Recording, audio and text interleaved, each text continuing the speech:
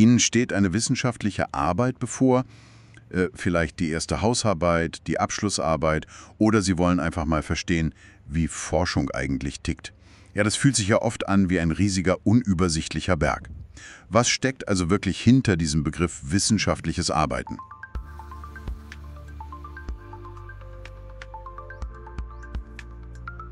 Wir schauen uns heute mal einen Leitfaden dazu an.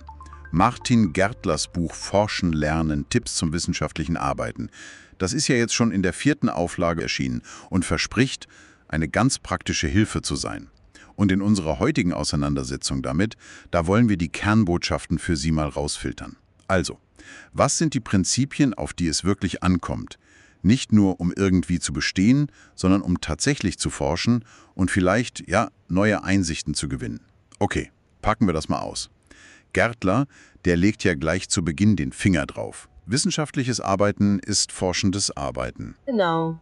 Es geht also nicht darum, nur vorhandenes Wissen neu zu sortieren oder zusammenzufassen, sondern systematisch, also planmäßig vorzugehen, um wirklich neue Erkenntnisse zu finden. Und ganz wichtig dabei ist ja dieser Punkt, man baut immer auf dem auf, was andere schon herausgefunden haben. Also dieses Anknüpfen an vorhandenes Wissen. Stimmt. Und alles muss nachvollziehbar sein und überprüfbar. Das betont er auch immer wieder. Ja, und genau diese Nachvollziehbarkeit und Überprüfbarkeit, die sind ja faszinierend. Das klingt erstmal total logisch, klar. Aber es wirft doch eine tiefere Frage auf, die Gärtler auch streift, oder? Wenn wir so akribisch vorgehen, suchen wir dann eigentlich nach der endgültigen Wahrheit? Das ist eine gute Frage.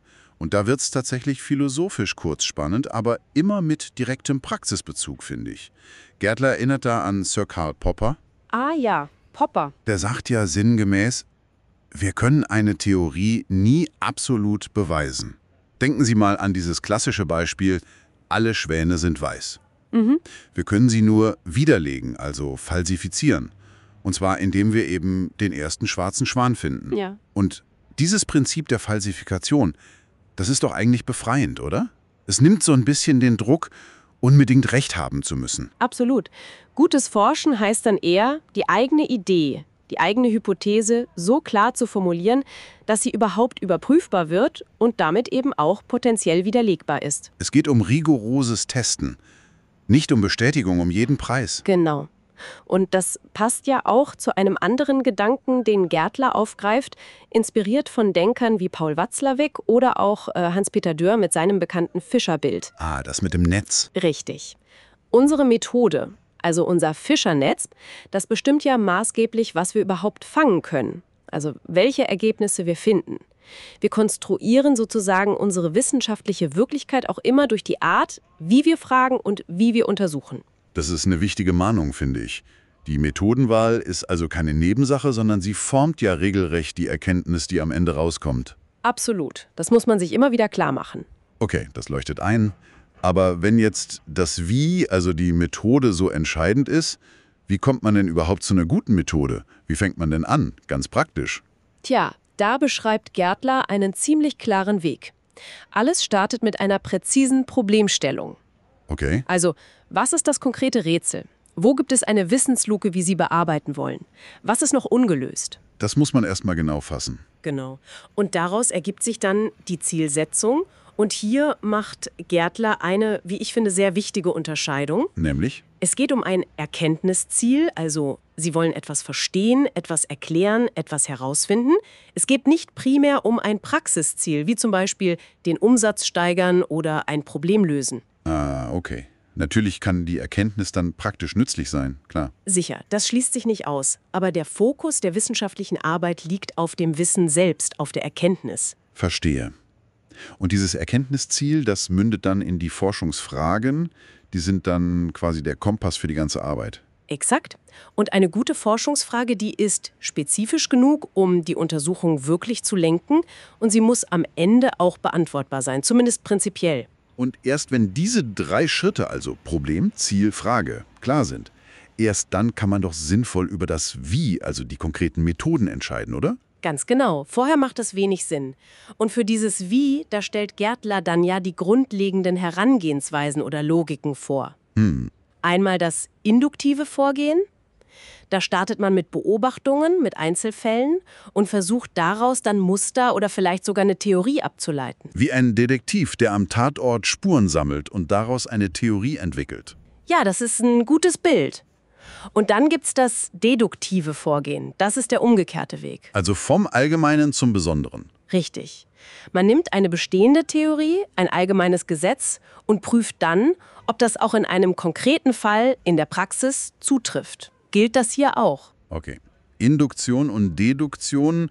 Und oft braucht man dafür ja dann empirische Methoden, sammelt also Daten in der Wirklichkeit. Ja, und da unterscheidet Gärtler dann grob zwischen qualitativen Methoden. Also verstehen, interpretieren. Genau.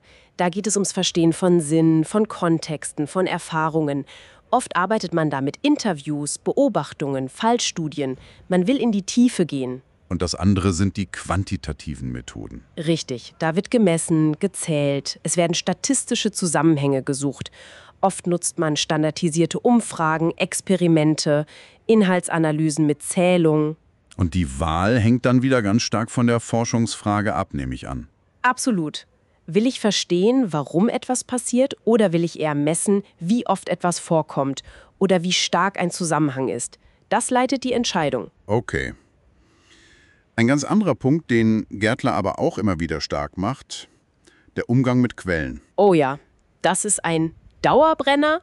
Klingt vielleicht banal, ist aber absolut entscheidend für wissenschaftliches Arbeiten. Was ist da wichtig? Naja, erstmal nur zitierwürdige Quellen verwenden. Das sind in der Regel wissenschaftliche Publikationen, also Fachartikel, Monographien, anerkannte Studien. Keine Wikipedia-Artikel als Hauptquelle sozusagen. Nein. Und vor allem absolut korrekt zitieren. Jede Übernahme, wirklich jede, egal ob wörtlich oder nur sinngemäß, muss ganz klar kenntlich gemacht werden. Alles andere ist Plagiat. Genau. Und das ist eben ein Kardinalfehler im wissenschaftlichen Betrieb. Da muss man extrem sorgfältig sein. Gärtler empfiehlt da ja auch praktische Helfer, oder? Literaturverwaltungsprogramme. Ja, Zotero wird zum Beispiel genannt, aber es gibt ja auch andere wie Citavi oder EndNote.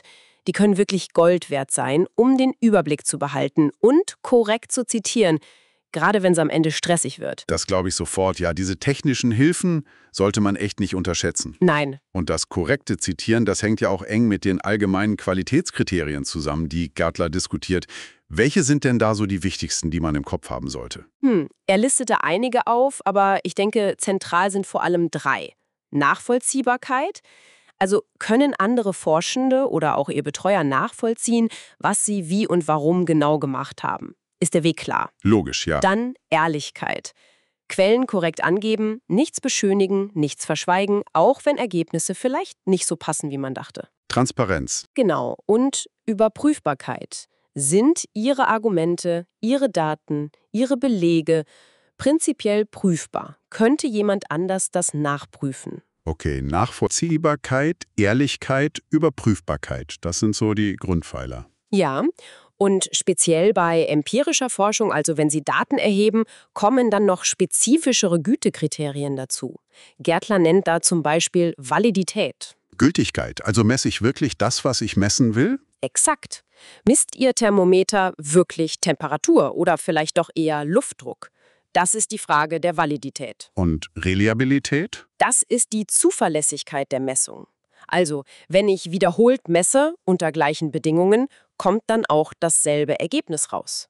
Zeigt die Waage immer wieder dasselbe Gewicht an. Verstehe.